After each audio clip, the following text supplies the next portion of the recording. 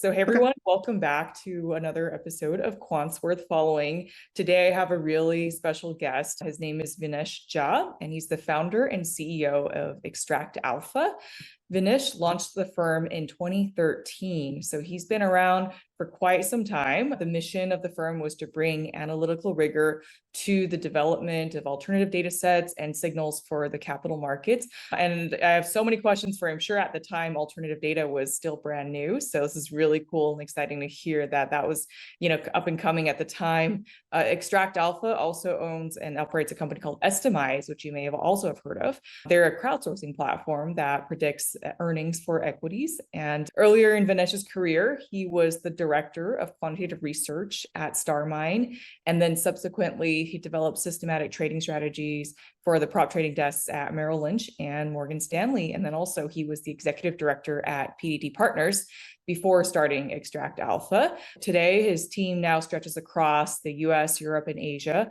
They offer 16 different data sets to quant trading teams at financial institutions and hedge funds worldwide. Thank you, Vinesh, so much for joining. I think a question that both of us have gone through in our careers is what made you move from trading to starting a data company? Yeah. So thanks for having me on, first of all. And I'm a fan of Databento, as you know, and a user of it. So yeah, we've both gone through this process and I've gone back and forth a bit. As you mentioned earlier in my career, I was on the data side. Starmine was a data company. So I've kind of seen both sides of it and I knew what I was getting into when I went into the data world or back into it. There are pros and cons to each of these sort of worlds, but what made me get into it was nothing more than a non-compete. Essentially, I left PDT, which was a spin out of Morgan Stanley. And it's interesting, both when I left Starmine and when I left PDT, there's something about this sort of Dunbar's number concept of like these groups had reached like 100, 150 people. I kind of didn't know everybody. It didn't feel like a startup anymore. It didn't feel as entrepreneurial. And so I wanted to do something a little more on my own and just kind of fell into the data world again because as you said, it was kind of the early days of alternative data. We didn't even really have the term yet. I started hearing that around 2014, 2015, maybe. I didn't really have a plan. The company just kind of sprung up out of nowhere. I started doing some consulting with data companies who needed help in like figuring out how to monetize their data. And it sort of morphed from there into a data company. So yeah, I mean, it was not really something that I sort of thought about in advance. I just kind of fell into it more than anything else. Wow, actually it's a very valid reason. Actually, one of the bigger reasons that people join even Databento today is that a lot of people don't want to, they have long non-competes. They don't want to have that long break in their career quite yet. And so people come and join us as well. It's a really great and valid reason. Cool. I guess curious, do you ever miss being in the quant trading world at all? And curious on the pros and cons of working in quant trading versus in the data space. Yeah, I mean, they're very different day to day, as you can imagine. I'm not worrying about a P&L all the time. I would say there are highs and lows for both, but they're more attenuated, I guess, in the data world. Where you're sort of building, in our case, it's a data as a service business, a DaaS business, I guess you'd call it.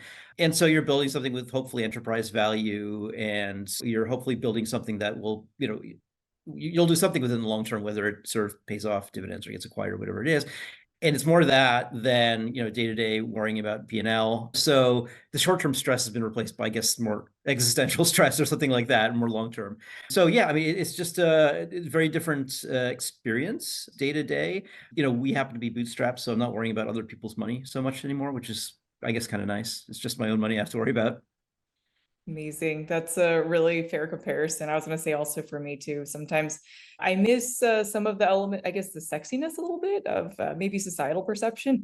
Like Yeah. people never ask me, why should I work for a hedge fund? But then people always ask, like, why would I want to work for a data company Yep. all the time? No kid ever dreams of working in the data space. I get it. But then I'm like, oh, I don't miss chasing the P&L. So Yeah, exactly. Yep. Yep. I'm curious on maybe one of some of your biggest lessons. You've run ExtractAlpha for it's been over a decade now, Yeah. and you've outlasted tons and tons of companies in our industry. So curious on some of the lessons you've learned along the way. Yeah, I mean, part of that probably has to do with the fact that we are bootstrapped. We didn't take a ton of VC money and burned it, right? So I've seen that happen a lot of times. And there are pros and cons, of course, to taking that kind of capital. But I mean, I think if you can sort of maintain control of your company and not take too much outside investment, it's great to do it that way if you have the stomach for it. I don't always have the stomach for it, but I generally think that it's a good way to go if you can. The downside to that is that everything you want to do takes 10 times as long and it's 10 times harder. and you got to do it yourself, and you got to do all the things that you're not comfortable with doing, like doing interviews, so it takes a long time, and then you got to get the right team in place, and that's hard. I mean, whether or not you've taken capital to build the company, it takes a long time to get the right pieces in place. I think we're there now. We've got a great research team, sales and marketing team, operations team, like everything's kind of there and humming, but that was not the case for a long time. And you got to do absolutely everything in the early days yourself, everything from like going down to the bank and opening the bank account and stuff that you'd never think about. Like you've got to just make sure everything just happens. So I think you have to be ready for that if you're going to start something like this, and especially do it for the long haul. Absolutely. I 100% agree with you. And we're VC funded actually. And I can totally agree that from our experience, it's exactly those pros and cons you mentioned, by the way. Yes, we can develop things a little faster. We can hire a little bit more people. Then we're burning enormous cash. And then there's enormous pressure. I love our VCs. So first I have to say that and always preface with that. But we did have some VCs who lost faith in us after a year, not launching within 2-3 years, right? And as you know, in our industry, like we're not an overnight MVP kind of build an app on your phone kind of system, right? When you're running a data world and you're selling to Goldman Sachs or whoever, it is a pretty serious and long-term kind of venture. Right? And it's like you got to be in it for the long run. So I totally agree with you on all of that analysis. Yeah. Curious on what are some of your more popular signals or data sets?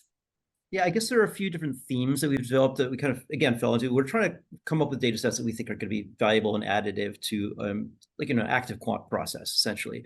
But we have certain strengths that we've developed over the years. So I guess the three things are themes around earnings type data, natural language processing, and Asia-specific data sets. Not everything we do falls into these buckets, and some of them are sort of in between buckets, but those are generally the themes. Part of that is I have a lot of background personally in earnings-related data. So we have one that's called True Beats. It's like predictions of earnings surprise. And that's kind of related to the work I used to do back at Starmine. You mentioned the Estimize platform. That's also earnings related. That's crowdsourced earnings forecasts. So just a different view on how to predict corporate earnings. And then our research team has focused a lot on NLP in the last couple of years. Not surprisingly, a lot of people are doing that. So we have a very popular data set that looks at extracting value from earnings call transcripts, for example. And we're starting to extend that to news data. We're working on NLP, and we have NLP products, not just for English, but for Japanese, for Chinese, so for multiple languages and based on different corpora. And then finally, and I'm mentioning Japanese and Chinese, we have a couple of data sets that focus on Asia. We're based in Hong Kong, actually, and we have native Chinese speakers on our staff. So we've developed a bunch of expertise on local data sets, essentially. Some of these are based on language, but some of them are not. We're looking at some point of sale data for Japan. We're looking at earnings call transcripts for China. We're looking at really unique data sets that we think that people will be interested in when they're looking for something to build out their Asia exposure and diversify their alpha streams, essentially. Amazing. Yeah, I actually have a more controversial question for you, and I'm just curious for your take on this, which is, I know on occasion there's certain types of data sets that kind of become a little bit hyped up. So for example, ESG, I remember a couple of years ago, was all about ESG data, right? Curious, do these data sets ever live up to the hype? Is there really value to be extracted out of those types of data sets? And I'm curious for how you guys approach whenever there's something like AI or I don't know what else, NFTs, ESG, all that kind of stuff, whenever it pops up, how do you guys approach it? A lot of acronyms. Yeah. I mean, we approach it, everything pretty cautiously. We're naturally skeptical, just being researchers. So we look at lots and lots of data sets, dozens of them every year at least. And most of them, we don't find anything valuable in them. We should dig a lot and do a lot of research. There's no easy answers. So in the majority of things we look at, we don't actually find anything particularly predictive. But when we do, it comes from odd corners. Sometimes it's from a data set we didn't quite expect. And sometimes there's something that we kind of had a good feel for in the beginning. I mean, I can talk about ESG specifically because it's a very fragmented space in a lot of senses. There's no sort of like core ground truth really for a lot of it. But we actually have found some value in it. So we actually made another acquisition last year of a company called ESG Analytics. That'll be announced at some point. I'm mentioning it now, but thanks. Yeah, it's a really great company. It's kind of an acqui-hire because the head of it is this really brilliant product guy. And part of that is taking news data and trying to find, first of all, ESG-related topics in it and tagging it to both companies and topics, and then finding the sentiment in that news. And if you're doing it that way, then you really have an outside-in view of a company's ESG exposures that's not generated from the company's own reports. And we found that if you do it that way, then it's really sort of a variant on news sentiment, which is something that's kind of well known in that maybe it's not too surprising that we found some value in news sentiment, but it's news sentiment with an ESG twist. And so we've done it kind of that way. And that way it's a little bit less surprising that we found predictive value in ESG, because a lot of ESG data is for fulfilling a mandate, essentially, and it's not necessarily for alpha. Most hedge funds don't even think about ESG that much day to day, when all they care about is alpha. So yeah, I mean, to answer your broader question, we'll look at things that are topical. We've looked at large language models and so on and tried to apply them. And sometimes simpler is better. Sometimes the latest thing is just, I don't want to call it a fad, but sometimes something simpler can fit the bill and can accomplish what you need in terms of predicting, returns, as opposed to the latest and greatest. Yep. Makes sense. Thanks. And maybe the opposite side of the question too. I asked about what were your most popular data sets that you offer. I am morbidly curious about some of your niche data sets, maybe some of the data sets that maybe people don't know that you guys have. Okay, sure. Yeah. I mentioned a lot of the Asia stuff. So one of the things that's becoming more niche over time is probably is data for mainland China, because of what's been going on there. A lot of quants have blown up in the last month. So we do have quite a few data sets that cover Chinese equities. And I think the long view here is that China is sort of a deep and liquid market, and it's just going through growing pains, right? And it's going through growing pains both from the perspective of the quants who have been bold enough to enter that market, and they're mostly domestic funds, honestly, at this point. But also the regulators are going through growing pains and trying to figure out how to regulate this new thing, which is quant in China. So we have a bunch of data sets that cover China from various aspects. And then sticking with the Asia theme, we've got a really interesting, cool data set where we've collaborated with a company in Singapore called Smart Karma.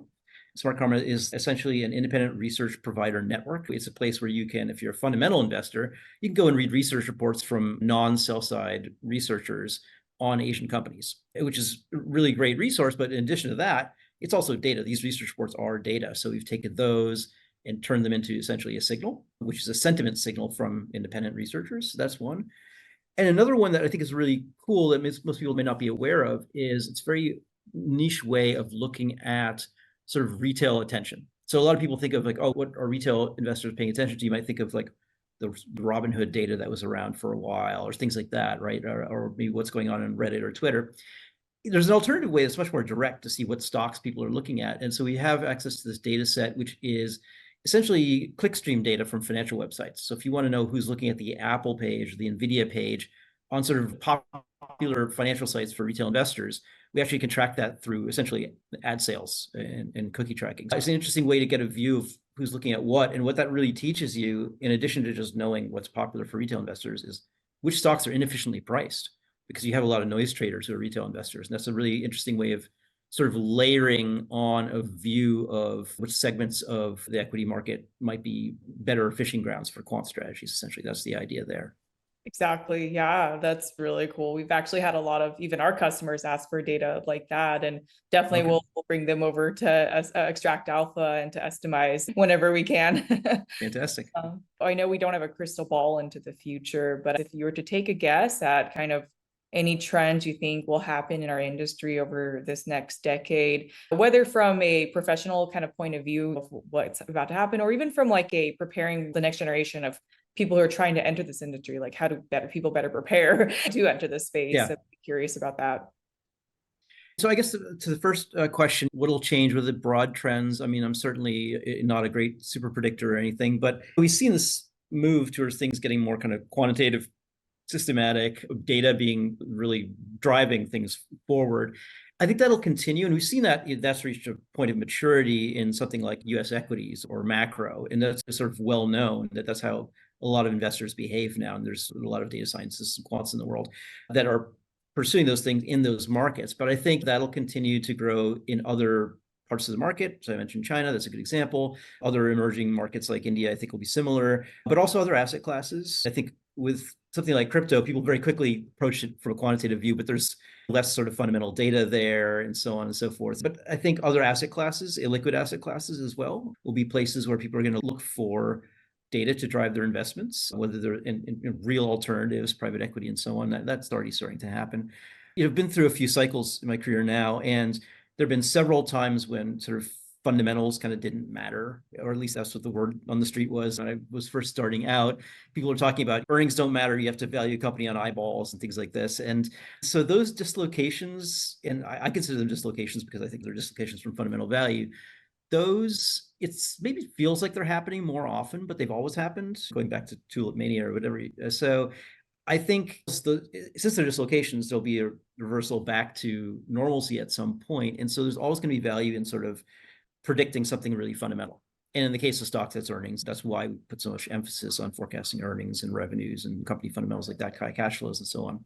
Ultimately, that's what we're doing with a lot of these alternative data sets, just finding a new way to look at something very fundamental and old school. And for that reason, I think that's something that if you're starting out in this space, you should probably pay attention to and have a good grounding on corporate earnings and how they work, on how the ecosystem works between the sell side and the buy side, and corporates, on sort of the traditional behavioral finance research literature as well, sort of understanding how those things all fit together. And then the other thing is, if you're starting out, you have to kind of get your hands dirty with a project more than anything else. I think this may be obvious, but beyond, even if you're going through courses and stuff, I think a lot of courses include this now, but you really have to just pick something that you're passionate about and try it and get your hands dirty, because you're going to screw it up, and you'd rather screw it up in your own project than in someone else's project. So I've made 1,000 research mistakes in my career, and I'm going to continue to make them. But hopefully most of those were kind of front loaded. I made it more early in my career, and that'll, it typically is something like look ahead bias or something like that. You didn't lag the data correctly, something simple, and those are going to be important lessons. And if you get those lessons early, it's going to help you, and it's going to become second nature when you're doing research later on. So I think those are some of the things that I like to suggest to people if I'm mentoring them or working with them early on, is just make sure to expose yourself to the potential for mistakes, because you'll learn very quickly from them. And those techniques will become embedded and become second nature over time. Absolutely. One of the biggest lessons I learned, even from talking to people like you, is whether you want to become a quant researcher in the industry or a trader or data scientist or anything, really, even as a quant researcher, it's like half your job, even more than half your job, is just wrangling data all day.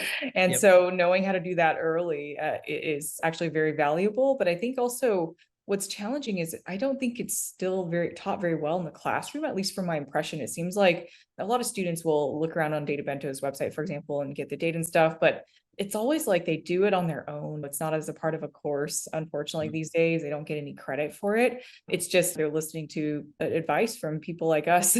But yeah, I think there's still a little bit of a disconnect from what's being taught in most average classrooms versus kind of what skills we're looking for in order to enter our industry today. So thank you so much again for joining me today. This is really wonderful. And I hope everyone can follow Vinesh on social media. He posts a lot of amazing content, by the way. And I always enjoy it. So yeah. Yeah, likewise. Yeah, it's been a pleasure being on, and hopefully it's been useful to people. Awesome. Thanks so much. Take care, everyone. Bye. Thank you.